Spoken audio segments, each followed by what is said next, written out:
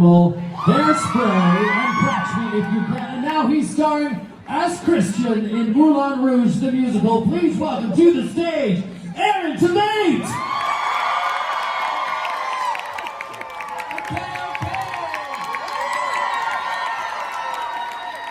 Hello, BroadwayCon. Okay, I'm very, very excited to be here. This is actually my first BroadwayCon. So thank you for having me. And we're going to have a very, very fun time this afternoon. I'm here on behalf of Moulin Rouge, the musical. And it's not just me, I have some incredible people with me. How many of you have seen Moulin Rouge, the musical? Well, thank you very, very much. We appreciate it. And if you haven't seen, come see us. And if you have, come on back. Why not? Let me invite some people to the stage. First, we have Danny Burstein, who plays Harold. Next, very exciting, we have Sa and Gaujo, who plays Toulouse-Lautrec.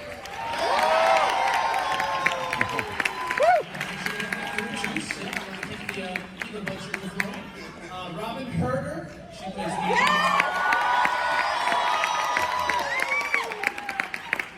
We have some guy named Ricky Rojas who likes to hang out with us.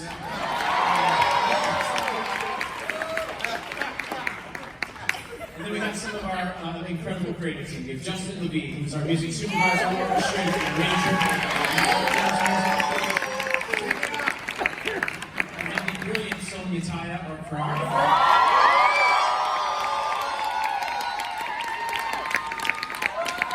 And very last, but certainly not least, we have Alex Timlers, the El Capitan of our show.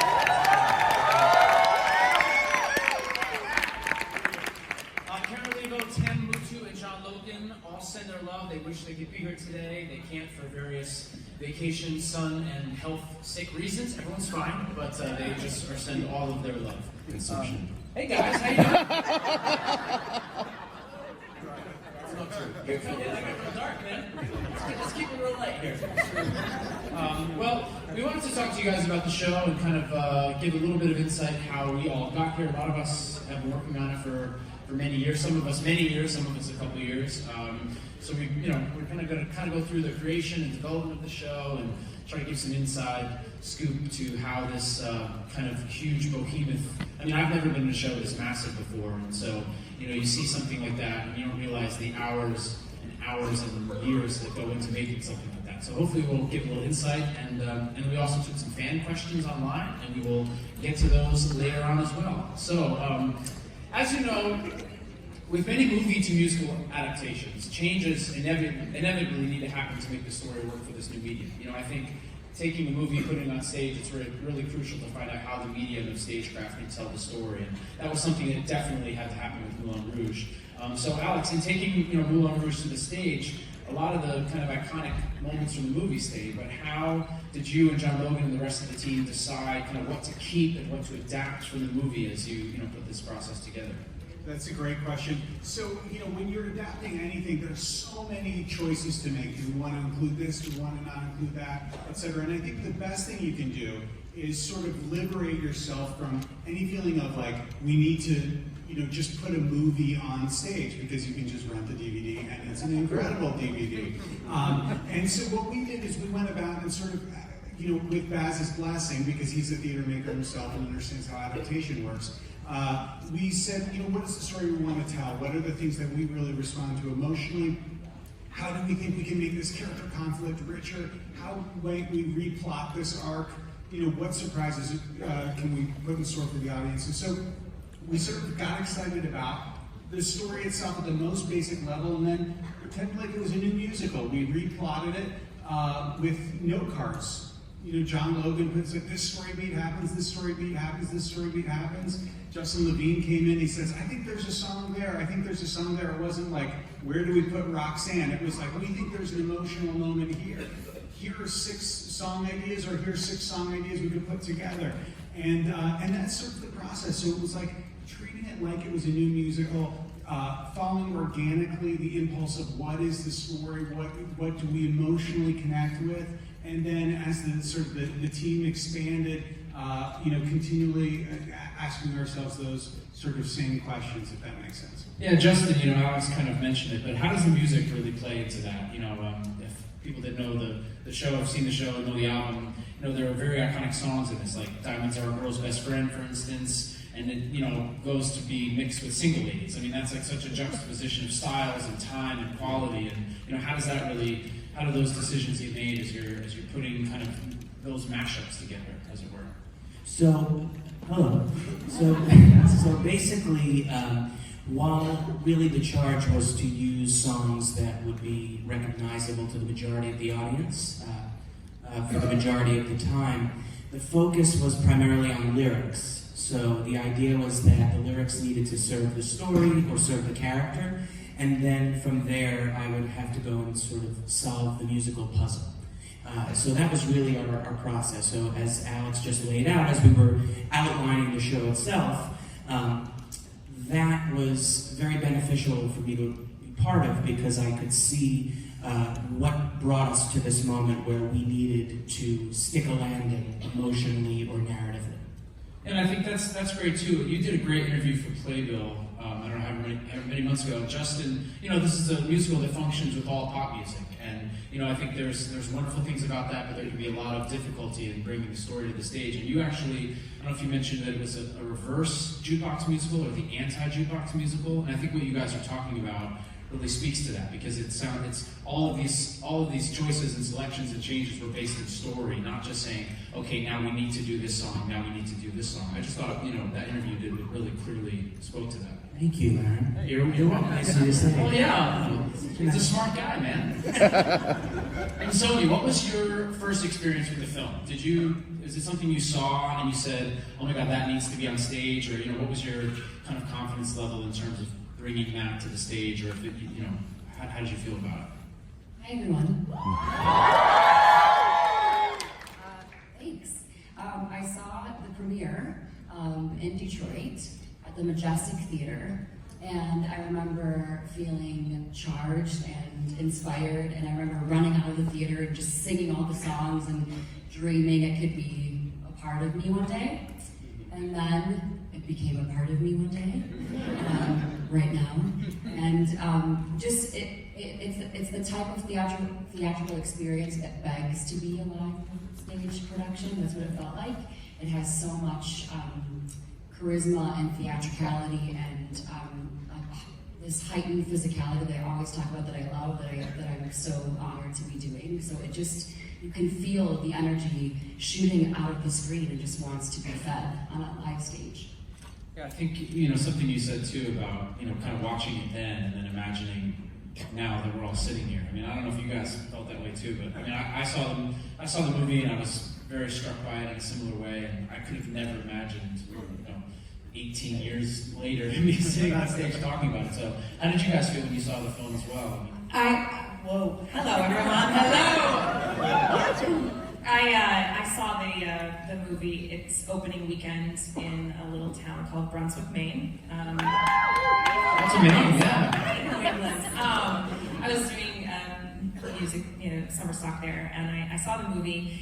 And I remember when Roxanne happened on the screen, and I got that feeling that I had gotten throughout my life with musical theater and dance. I started getting the shakes and starting to feel this energy and this boil in my body when I saw Roxanne and I saw Caroline O'Connor. And I said to myself, well, to my boyfriend at the time, I couldn't leave the theater for 10 minutes because I was a mess, sobbing. But afterwards, we were walking out, and I said, this needs to be a Broadway show, and I need to be Mimi. Like, I need to be her. And it's pretty amazing. It took 18 years, but I'm here.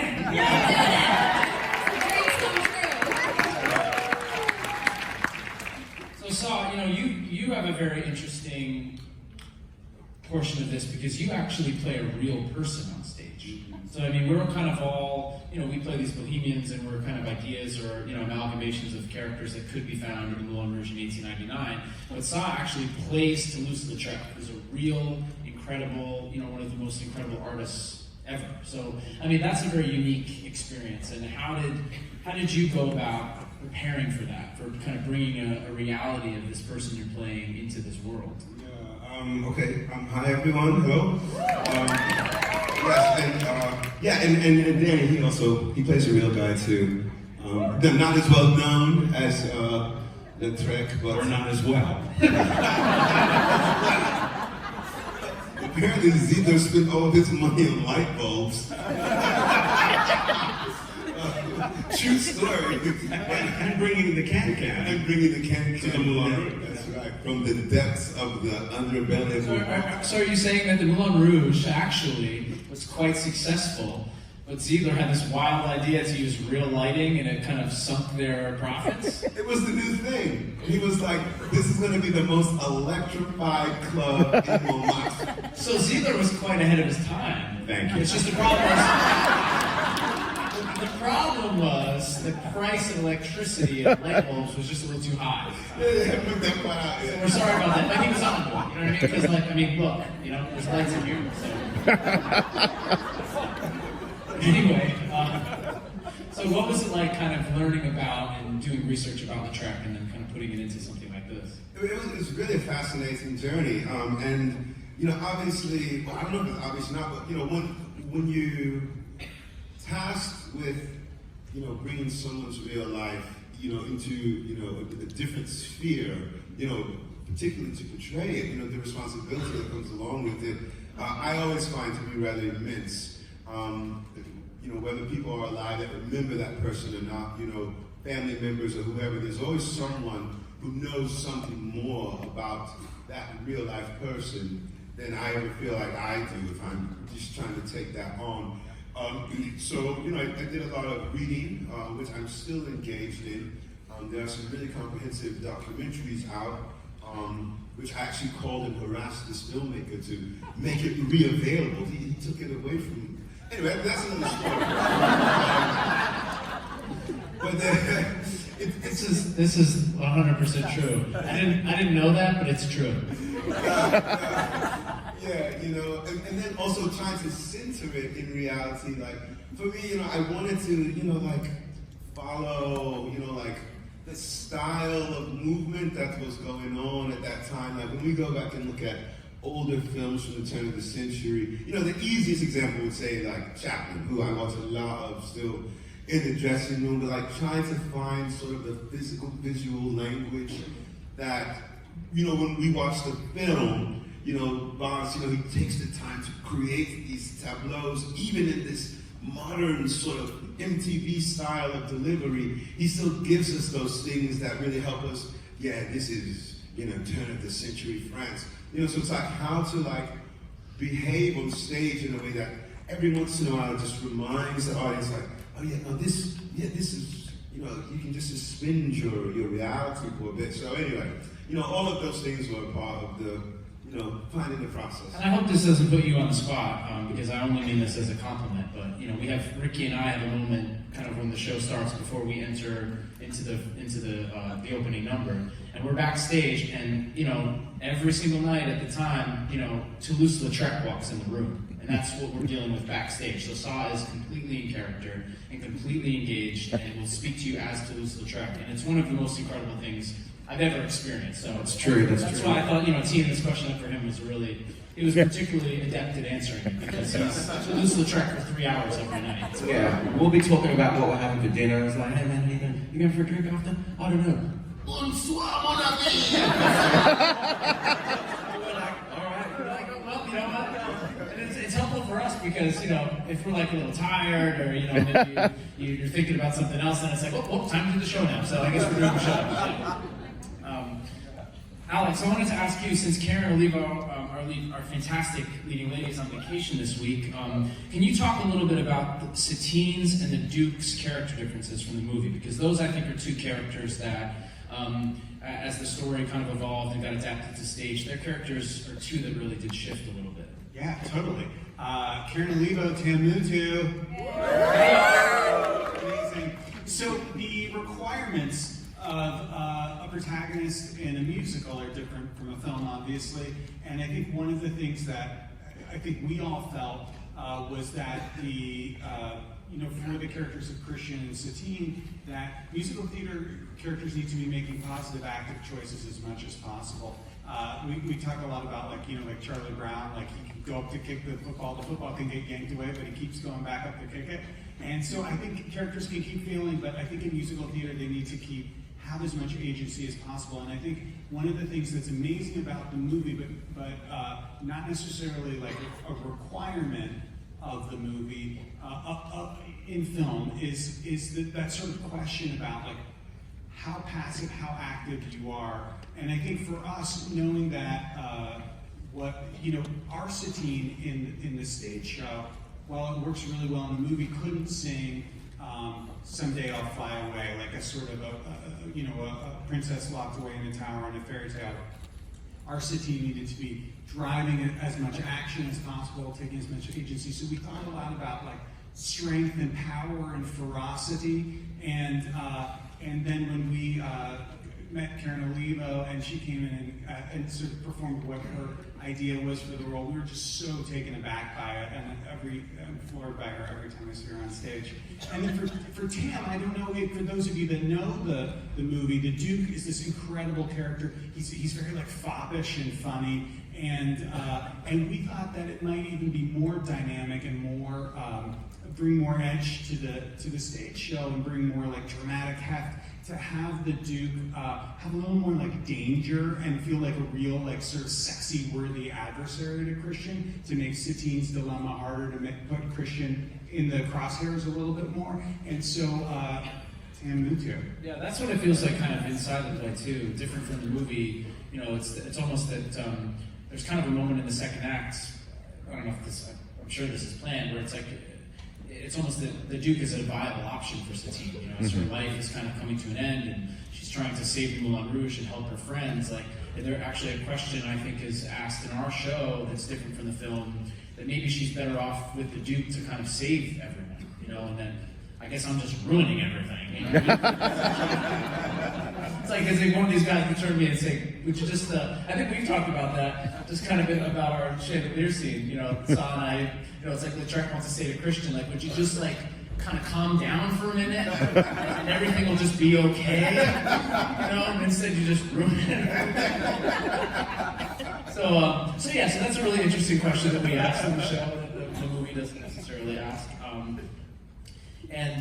Danny, how can you compare this kind of, you know, this adaptation from a movie to film to some other things that you might have worked on in the past? Just kind of any kind of adaptation of the shows that you've been in, because I know you've done.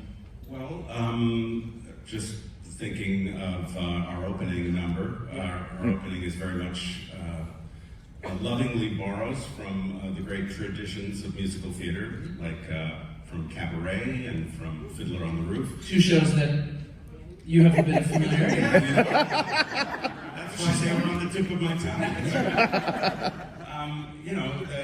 Jerry Robbins famously kept asking the writers of Fiddler on the Roof what the show was about. And they kept saying, it's about a milkman and blah, blah, blah. And then finally they said, it's about tradition. And that set up, he said, well, then go write that.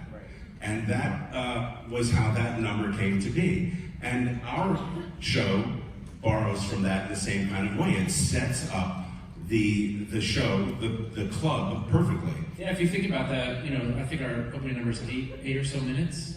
11 minutes. Wow. 11-minute opening number, but it really does. You kind of see all of these different groups of people that all exist within this club and world, and that's very much what tradition does. Exactly, and then you steal a little from Joel Gray.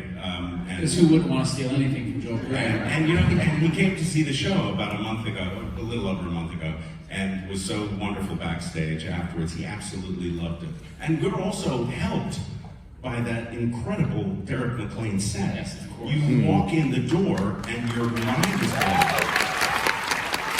So much of the work is done in a way for us, and then we just come out, and then those girls, those four Lady M's, who are incredibly hot, what can you say? And then you get the old Jew jumping up there and dancing with everybody. It's a lot of fun.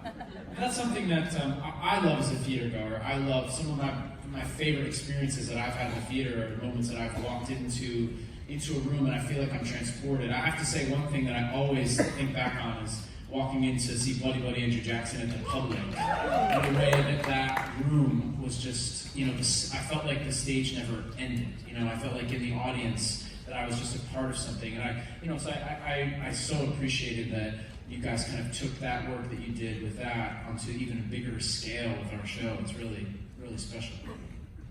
Yeah. So that leads us to another part of what we wanted to talk about is the world of Moulin Rouge, and a lot of that goes with walking into the theater. And part of the fun of me getting to play Christian is I get to narrate and I get to join the audience a bit as they experience the Moulin Rouge. I've kind of learned, through my path and my journey of the show every night that I find at times that I get to kind of be the audience's eyes into this world. I'm this person who's from the middle of America and in 1899 and all of a sudden is kind of, I've always had this artistic yearning, but all of a sudden I'm dropped into like the mecca of art in Bohemian Paris in 1899, and I kind of, it's not even my wildest dreams. It's I think everything beyond my wildest dreams, and so I really think that I get to share the experience of the audience of walking into that theater, which is just an incredible thing. I mean, Alex, can you talk about kind of your intention in immersion, and what we're talking about in immersing the audience right away, and as well as how Derek McLean's incredible set and Kathy Zubrick's costumes play such an important role in creating that world. Totally. Well, you guys have said it so beautifully, but I mean, the idea is to really transport the audience, and as soon as you step off 45th Street, you're in fin de siècle Paris. And one of the things that's wonderful about Moulin Rouge is it's a location, but it's also an idea. It's not what the real Moulin Rouge looks like. It's sort of the Moulin Rouge of your dreams in your mind. So it's aspirational and it's exotic. It's everything Harold Ziegler describes. And I think the idea of sort of entering a space where immediately you realize there's no division between actor and audience, we're all in a room in a space together, felt really exciting and kind of dangerous and seductive. And then we wanted to make something that felt democratic, that where no matter where you're sitting in the room, there's a runway near you or an elephant sculpture or something like that, and so that everyone was having the exact same experience, because that's what the promise that the Moulin Rouge held 100 years ago. And Justin, could we just go back to a little bit with the music about, because I mean the opening number, I think that's definitely a moment in the show where we kind of take very specific things from the movie and then kind of layer in our own flair, idea, very subtle changes in the opening number. One of my favorite things is I didn't even realize until we were on stage in Tech, on Broadway, we've done a full run in Boston, and someone mentioned the Beck number in the opening number, and I turned and I said, where is there a Beck song in the opening number? And I had absolutely no idea, and now I listen for it every night. But I'd been doing the show for over a year, and I'd never heard this moment in the opening number. So, can you talk a little bit about, how all of that evolved and changed in scope for our production? Sure. So one of the things that Alex and John and I, John Logan, our book writer, spoke about early on was passing the smell test, and that really what we wanted to do was both reassure those that love the film that we also love the film and that our adaptation is coming from that place of love, but also that they should prepare themselves for some additional surprises and some off-ramps and some exciting new materials. And so, it sort of happened differently at different points in our development. Sometimes it was very intentional from the start to say, okay, so we're going to do Lady Marmalade and we're going to do Can, but then we want to do this sort of wild mashup of these 4 different songs in this moment, right? A new intro because, for example, the Duke's intro is different because it has to reflect the new adaptation of the character itself. And then at other times, and partly this is just because of the way I am, and I think a lot of people are actually like this, where you'll hear a song and then suddenly you'll start to sing another song on top of it, right? You've done that before, I'm sure. Some people? No? Just me? Cool. Just the musical geniuses in the room. But also sometimes it's like, a simple example would be like when, I remember the first time I heard Blurred Lines, and I thought to myself, oh my God, what a cool idea to sample Got to Give It Up by Marvin Gaye. That's what I thought they were doing, right? And so, cut to the lawsuit. Call the lawyers. Thanks for doing that. No, but actually that's part of it too, which is that, pop music, the sort of 20th century pop culture quilt, you know, is pastiche. It is sampling. It is borrowing. It's stealing if you're really good at it, right? And so I think in a way that was something that we were doing to honor Baz's signature style, which is excess. And one of the things that Baz said to us when we first sat down with him was, he said, it's not just excess for excess' sake, right? It's actually a reflection of what was going on during the Belle Epoque, which was suddenly the mass production of alcohol, right? So everybody was drinking all of a sudden, right? It wasn't just a sort of a luxury item. So everyone was drinking absinthe. Everyone was just trying to suck the marrow out of life. And so in a way, music was a great way to translate his visual and cinematic style, because you can hear two songs at the same time and your ears are able to process it in a different way. A lot of people have mentioned kind of the very iconic, I get to watch it every night after I kind of lift the sign, and you see the curtains part, you see the silhouette of these four incredible Herculean beings behind this drop. Robin, you are one of these iconic Lady M's. You open the show with Lady Marmalade, and the audience goes crazy from the first note. And I have to say, I watch it, and then I walk up the side of the house to the back, and I cannot tell you how many times I see people in the audience just like this. It's like a sea of people with that face as they're starting. So Robin, what's it like to open the show that way? To have a moment that starts a show that way? Yeah, it's a gift. It's so interesting. This show, if you've seen it, especially for the ensemble and myself, there's a lot of physical activity that goes along with performing the show every night. And sometimes you can be a little tired going up on a Thursday matinee, but yesterday was a perfect example. We're all a little tired, and the conversations that Jay, Holly, and Jackie and I have behind that curtain are so funny and so down to earth and normal, just women and gentlemen talking.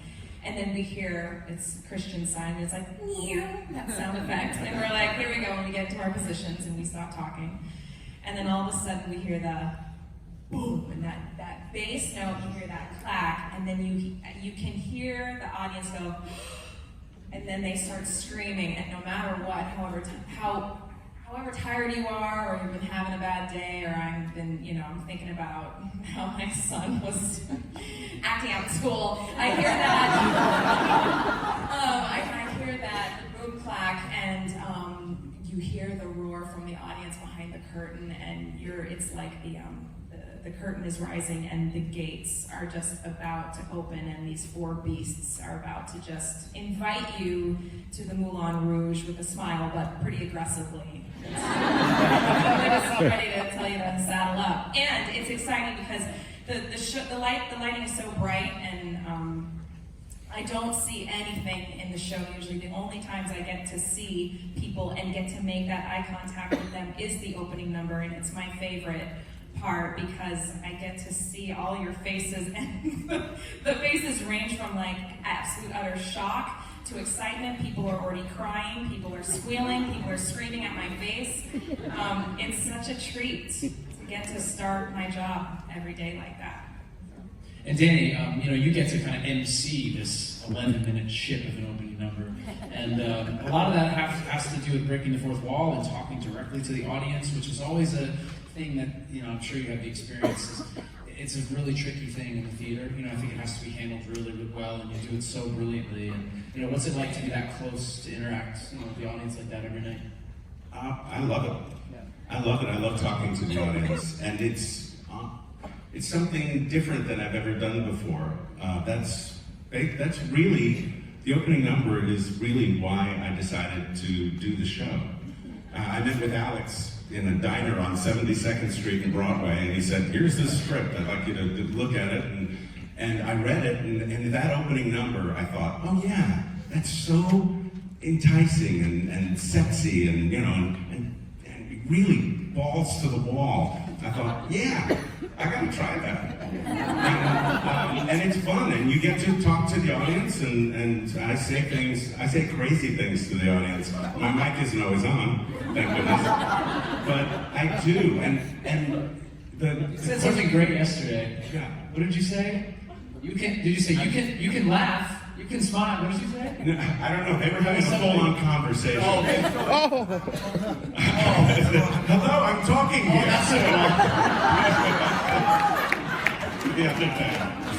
It was wonderful. The question I get more than anything else is, do you still get nervous right at that moment? And I can absolutely tell you, absolutely yes. And I love that. Well, that's an interesting thing because, you know, I think when you're just doing your show, you get into a rhythm where I feel this way. Like the first couple shows, you're nervous, but then you don't really think about it. But it's a whole different thing when you have to be present and interact and talk with people because then that makes a lot of sense. And that opening, you know, popping through the curtain, that energy that you have to put out there. You know, you have to have rays of light coming out of you. And that's the way I think of it. And then run all the way out to the edge of to the very lip of the stage and bring them on this journey with you. That's very exciting to me. Yeah. And Sonia, you know, throughout this kind of incredible world that's been created, your choreography is somehow true to the period, but also completely modern at the same time, which I think is a very delicate balance that could easily have not. How did you begin to work those two ideas together? Hearing all of the beautiful things about our show from behind my head is like such a crazy feeling in the rush. Put my back.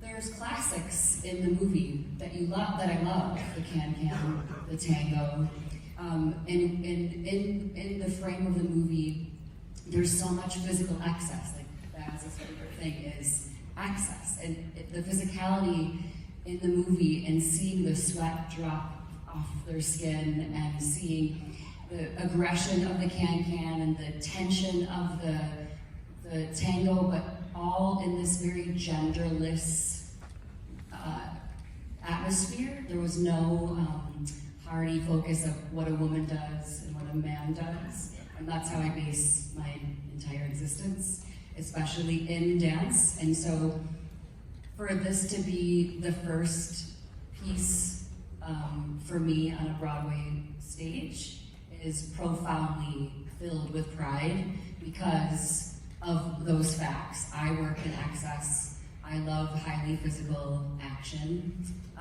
So to celebrate the can-can with these incredible women, but also in the way I saw it, in terms of the history behind it and the danger behind it, and again, the highly physical action of it.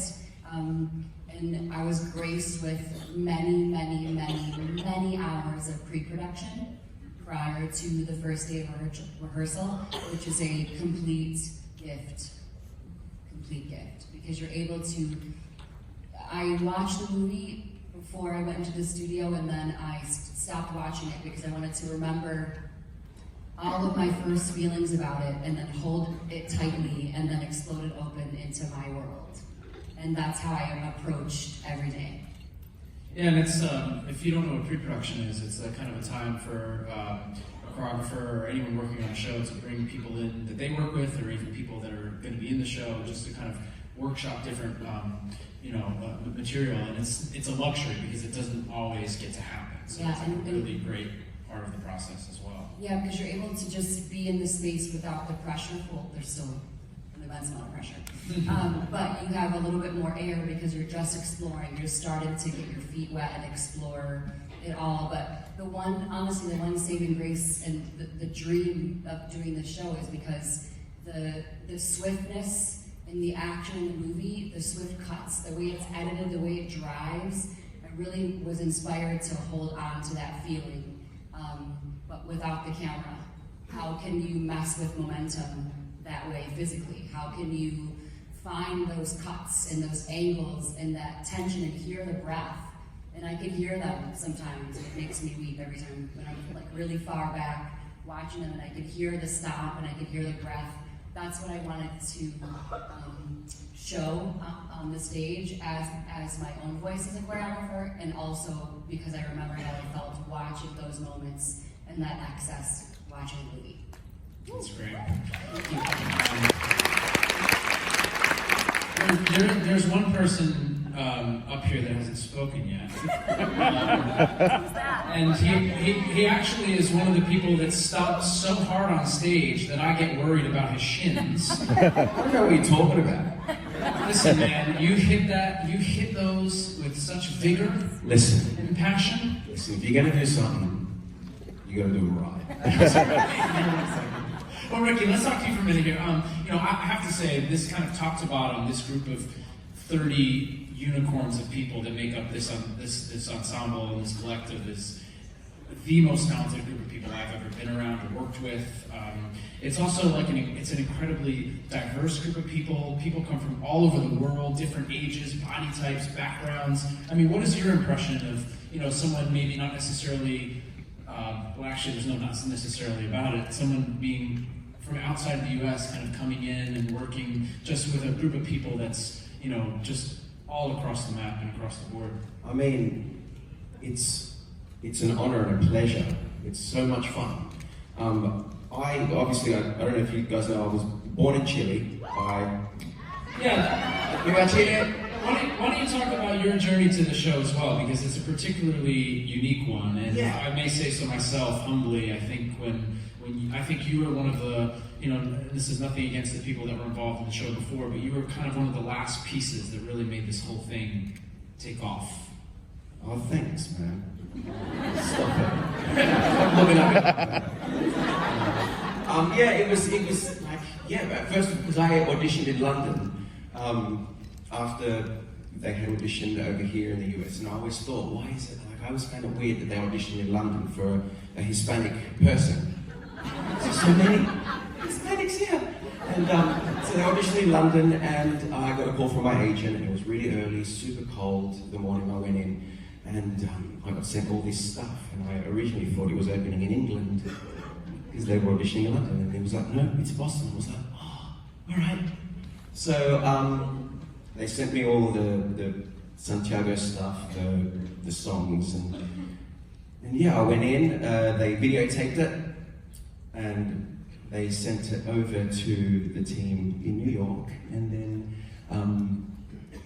he calls me up and he says, listen, they want to fly you over to do a workshop day. In the final audition, I was like, what? Right? So I was like, yeah, I'm available to do that, it's fine. So, as you would. And then, they flew me, raced over to New York and put me up in a nice little hotel around the corner. And I met these guys. Well, I didn't meet you till I met you the first day. Didn't meet you till the second day when I met you. I thought Justin hated me when he first met me because he was drilling me. It was like, really Not true. It's not true at all. so specific. We need to get over that. Literally brings us Can you that. kind of take a minute and just get past this? I would love to actually. First of all, when he saw the tape, he thought I was crazy. Maybe afterwards. Maybe we do that afterwards. Anyway. So then we did the workshop day where I went through all the material and learned some choreography of the lovely Katie Spellman, and Fred Odegaard was there as well, and Paloma Garcia Lee, who is in the show as well. We did the choreography, and she was playing me for the choreography. Did anyone talk to you that day about how hard you stamp, or did they? Listen. No. Let me just wrap this up, alright? So, we'll get to the stamp later. So then, we did the workshop, and then I came back the next day and did the final for everyone else, which is where I met Sonia. And it went super well, and Sonia was going, yes, yes! I remember that. I was dancing. That was my favorite part of my audition too, when Sonia and Taya would Yes. scream at me in my audition. I'm like, oh my god. I was like, yeah, I hope it's going well. She likes it. I thought it would stop it. She's like, yes. I didn't. And then I flew back to London, and then they offered me the job, and then I had to go through the whole process of getting the visa sorted out and everything, which was it was fun. And then I started in Boston. Actually, no, rehearsals in New York. Yeah. A week after I started. Yeah. Well, Just for the record. it's not very. See, we've got a running thing because we're the last two that haven't had a day off yet. Our vacations are back to back. His is after mine, but I started a week earlier than in Boston. It's a different country. It's not the same thing. Even. Anyway, living artist. Justin, there are many points in the musical where the music is really leading our storytelling. And how, I think we've talked about this a little bit, but I think especially kind of the run of, in the second act of Chandelier, Roxanne, Crazy, Rolling in the Deep, kind of tumbling to the end of the show. Like, how did you put that incredible run of songs together? Because I think that's kind of from inside of the story, I can feel that it's something that as an actor, you know, sometimes you kind of have to really gear it and generate through, but kind of, I just get to really go on the emotional ride, and a lot of things, from my perspective on stage, I just always take from the music, and that's a run of theater that no matter how I'm feeling in the day, I can just kind of give over to the music, and it takes me where I need to go. So just talk a little bit about that part of the show. Sure. You know, I think that sort of just happened organically as we were working on the show. You know, I don't think we intended for the last 20 or so minutes of the show to sort of morph into this, you know, power opera, you know, but it did. And, you know, I think the idea to use Crazy by Gnarls Barkley with Rolling in the Deep by Adele, you know, was one of those ideas that just felt sort of inherently Moulin Rouge, because they're two songs that are just coming from such a deep, visceral, emotional place, you know?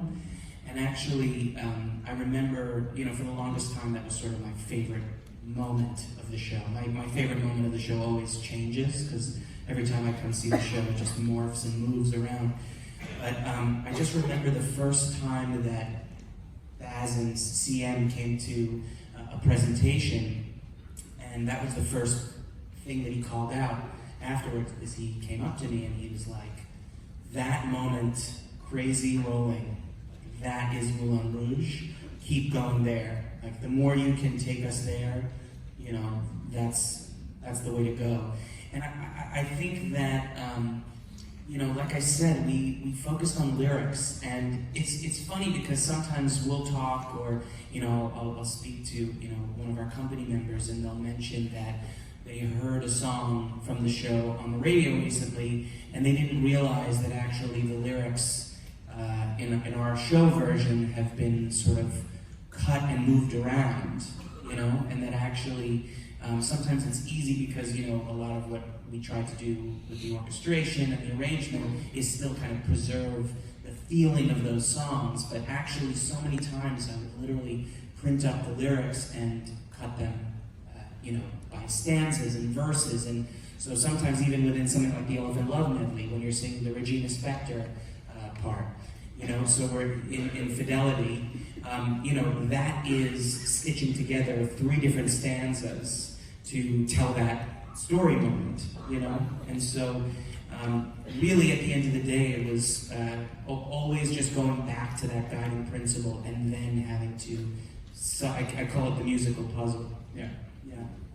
Well, that's, you know, that again, that's fascinating to me, because I've heard, you know, I've watched, I've heard interviews about Stephen Sondheim talk about how he writes music, or listened to Mark Shane and Scott Whitman talk about how they create brand new music. So the fact that, again, that this is a show that looks like it's all pop music, but it's been treated with the same kind of care and thought that a new musical would be treated with. And I think that's another really important thing, and I think that I'm proud of with our show, is that, you know, I view the show, and I think we all do, is it's kind of like a love letter to previous musicals. You know, it's kind of, there are specific moments from our show that steal from things. Danny talked about the opening, about, you know, it being a version of Fiddler on the Roof or Cabaret, and you know, Alex, can you talk about some other things? I mean, I think Shut Up and Raise Your Glass steals from some West Side. I mean, Backstage Romance at the start of the show is like very much a Kiss Me Kate-esque number. I mean, can you talk a little bit about taking elements from other the titans of theater that have stood before us? Yeah, so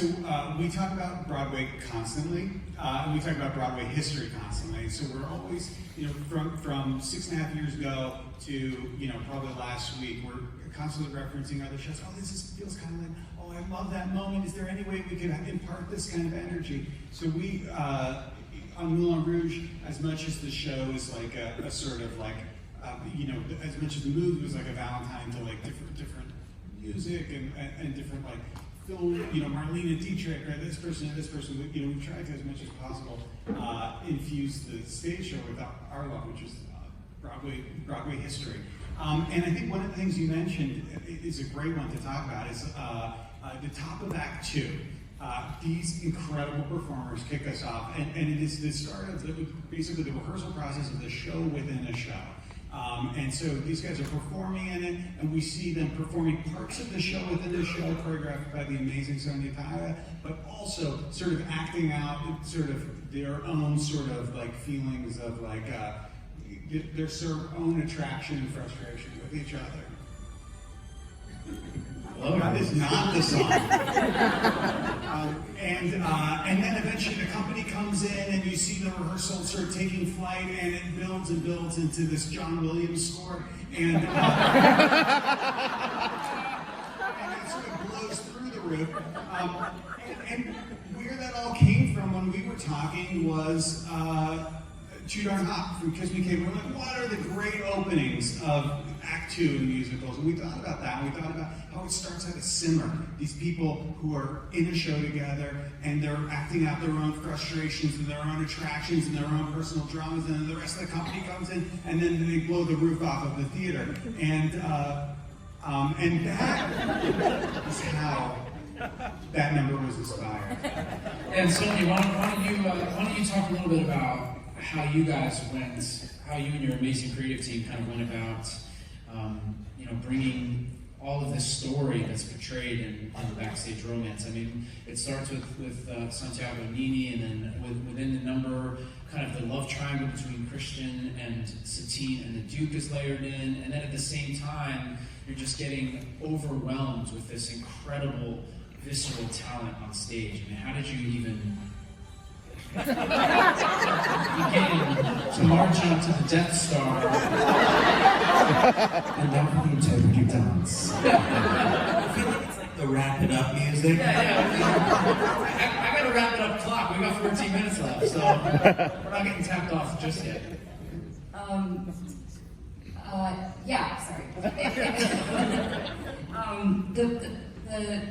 The baseline of it was to how can you physicalize.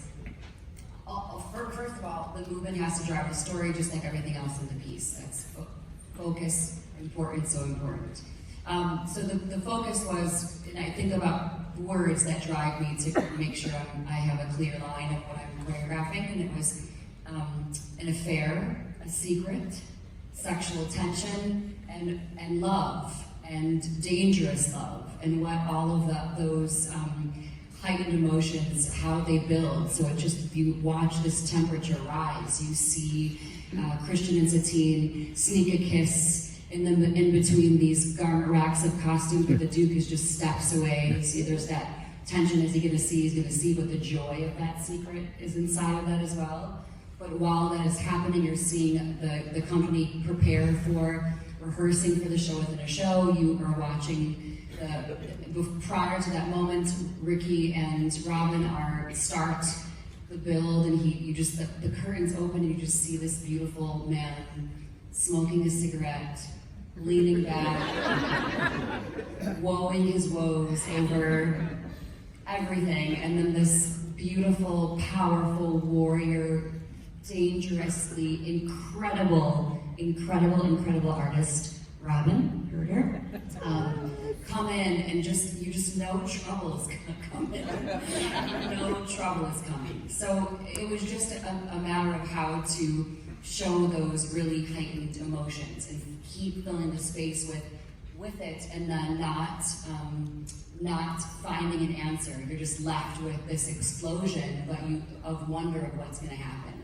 But the signs inside of it, that danger is coming.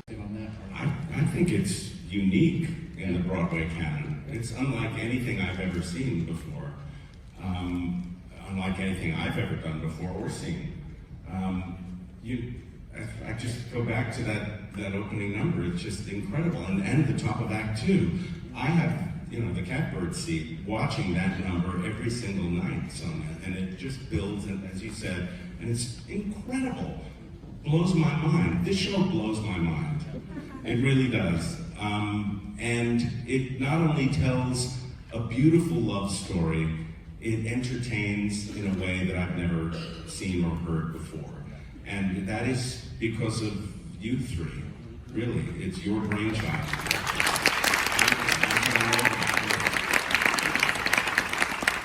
Well, I put a little thing out the other day, and we tried to take some questions from you guys and people online. So I have some questions that have been gathered.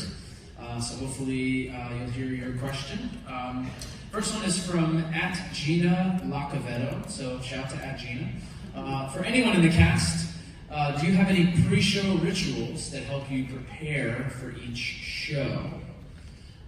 Anyone want to take that? I do this. To check that the voice is there. Fine. You do. He does it actually in front of me, and he does it a few times. And I say, "Hey, man, you don't even do anything that high in the show." Do you know what Aaron's warm-up is? When he sings "The Hills Are Alive." He's like, I don't know if Rob is going to come out until I start singing that. And I'm like, I try not to stress Did it on he do it. the opening already? What? no, he hasn't. No, that's the first thing I say. Yeah. Yeah, because he's, and in the opening, it's like this. So we're sweating. He's like this. with this really big eyes, like the hair. So Hey, but speaking of Aaron, I also want to just give a shout out to Aaron because I've never seen anybody like him before. He really does. The work that he does every single night, and then from crazy rolling into the deep, that is just something. It's solid, man. Every single night. He's got a unicorn voice. He never ever falters. Like it always sounds like that, and it's not fair. Never take like doesn't crack. Thank you. Even when we were rehearsing, like always, like, fuck you, baby. This is a secret exercise. Thank you. Thank you very much. I just have to say, just to jump into that, what's so beautiful about it is the cast really takes pride in it and ownership in it, and I think that's why there's such ease and consistency and electricity that really holds, because it's hard to do 8 shows a week. It's hard to look out and hope it lasts and all of those things, but in terms of preparation for the ensemble that I know, they get there 2 hours, 3 hours before, and they're in the hallway or in the theater on the floor, stretching, warming their bodies up, warming their voices up, just very focused on holding on to the show they're really proud of. And it's really inspiring to see. Yeah, it's very true. People are there hours before getting ready. It's really something. This next one is for Sonia, actually. It's from @Redheaded Scott, but spelled R-E-A-D. Very clever handle. I can talk. Very clever handle. I think this is a great question. How much of your choreography do you create beforehand, just you and the music, and how much do you create on the spot with the dancers? It depends on the project, but for this particular one, I did, like I said, a lot of pre-production, so it was just the amount of rehearsal prior to the tech rehearsal, so when you get into the stage and you're putting it on the stage, isn't an enormous amount of time, so I wanted to be extra prepared and just have an arsenal filled with ideas. So in this particular situation for Moulin Rouge, I had loads of archival footage ready with both of my associates, with the laptops on the table, with everything just open and ready. But it depends. But for this, I just wanted to make sure that I had ideas and things that were really driving the story that I didn't want to falter. And sometimes when you have space between your pre-production, well, this is for me, space between your pre-production and then the actual first day of rehearsal, I get bored of things fast, and then I start to question myself. So I do the pre-production, I have them download the videos, and I don't look at them until my first day of rehearsal. And my first day of rehearsal, we had 67 videos before I walked in the building. But because of because of time. And just to make sure that I was prepared. But with that, in rehearsal, I don't like to be a machine. I teach the choreography, and then we have an open dialogue. My ideas may not suit the body, and we discuss what it does, and my ideas in my innate way is highly physical, difficult, full-bodied, so it requires time. And so with that comes collaboration, ideas change. So I didn't walk in with demanding these ideas. I walked in saying, hey, these are my thoughts, here are the phrases, and we build from there. So it turns into a collaborative effort, but I don't,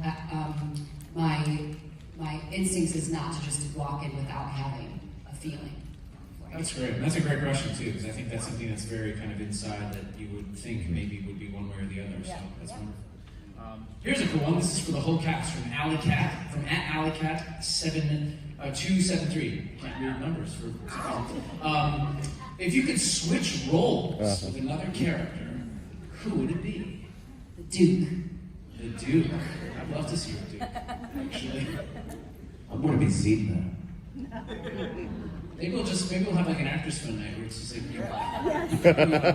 you'd be Zidler. What about you, Rob? I would be Satine so I could rest my body. I've always wanted to sing Diamonds Are a Girl's Best Friend on the stage, so I'm being honest. Go for it. Sa? God, it's tough. Yeah. I mean, like top 3. Santiago, Zidler, and the Duke. Okay. All right. I mean, yours is interesting, but it's a lot of Would you say a lot of work? a lot of work. Yeah. I love watching you do it, man. It's actually a great moment. You know, I get to do Nature Boy with this incredible human being every night, and I have to walk stage left, and I give him a handshake, and it's basically like, he's like, hey man, have fun with the rest of the first act. He's going upstairs to, have a bath, or it kind of gives me a little, see you later, man. Thanks. Very honest. How about you?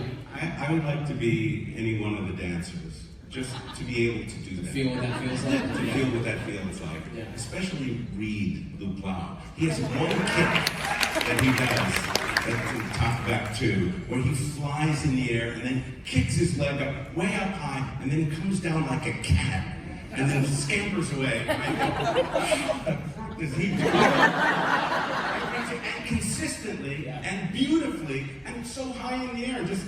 He also does a backflip at the end of the opening number right in front of me on a passerelle that's about this wide. So The audience, when their mouth drops when he does that, I'm dropping also. Every night. I want to do that. What about you? Ooh, I'd love to feel what that feels like to be able to do that kind of dancing.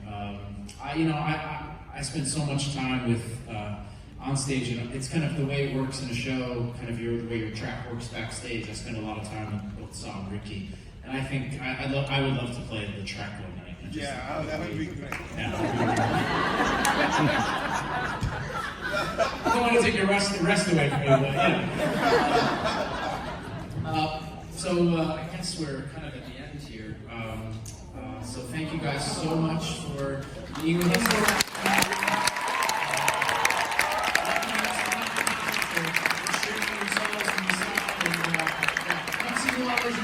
BroadwayCon.